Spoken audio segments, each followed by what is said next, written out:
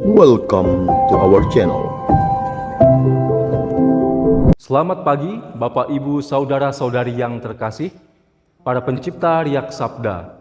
Kembali lagi bersama saya, Frater Beni, dalam edisi Riak Sabda hari Rabu, 4 Oktober 2023. Bapak, Ibu, Saudara-saudari yang terkasih, gereja pada hari ini mengajak kita untuk merenungkan dari Injil Lukas tentang kisah 3 orang. Ya, 2 orang mereka menawarkan diri untuk mengikuti Yesus, tetapi respon Yesus cukup mengagetkan. Dan 1 orang ditawari Yesus untuk mengikuti dia, tetapi juga dia masih meminta izin untuk hal-hal lain yang ingin dia kerjakan terlebih dahulu sebelum mengikuti Yesus.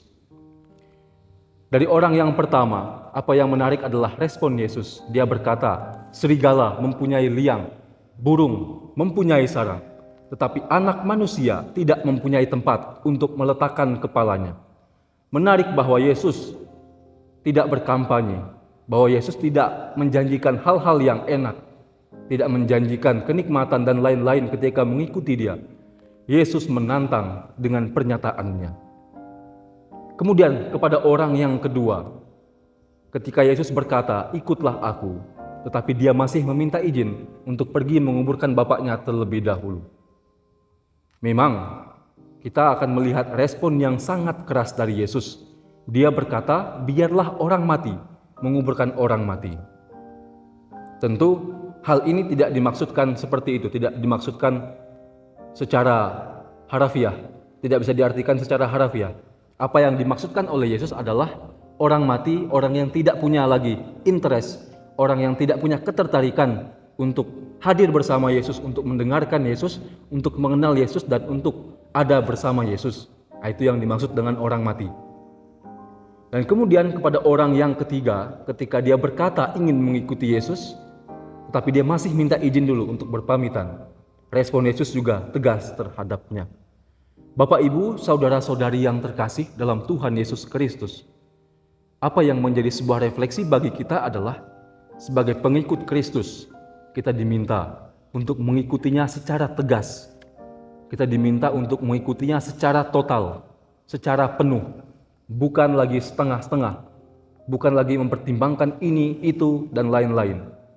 Memang ada banyak hal yang mungkin perlu kita pertimbangkan, soal orang tua, soal harta benda, soal bagaimana kita ke depannya. Tetapi apa yang Tuhan ajarkan kepada kita adalah kita diajak untuk tidak khawatir untuk hal-hal itu. Bahwa Tuhan sudah mengaturnya untuk kita. Bahwa Tuhan sudah menyiapkan hal-hal baik bagi kita ketika kita memberikan diri. Ketika kita punya kebersediaan diri untuk mengikuti Dia secara total. Dan juga ketika kita punya ketegasan hati. Bapak, Ibu, Saudara-saudari yang terkasih, ketegasan hati merupakan kunci.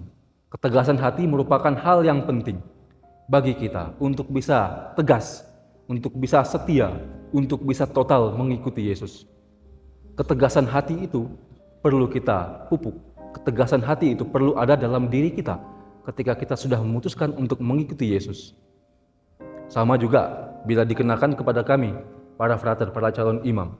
Dengan ketegasan hati, maka kami pun siap meninggalkan segalanya, siap untuk meninggalkan orang tua, siap untuk meninggalkan kenyamanan-kenyamanan yang mungkin ditawarkan dunia kepada kami.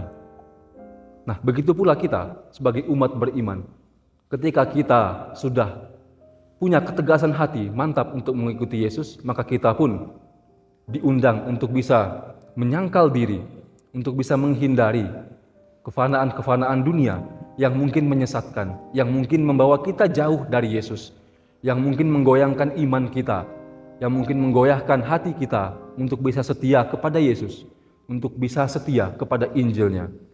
Maka Bapak, Ibu, Saudara-saudari yang terkasih, di hari ini juga gereja secara universal memperingati Santo Fransiskus Assisi. Mari kita mohonkan doa dari Fransiskus Assisi agar kita pun punya ketegasan hati seperti ia.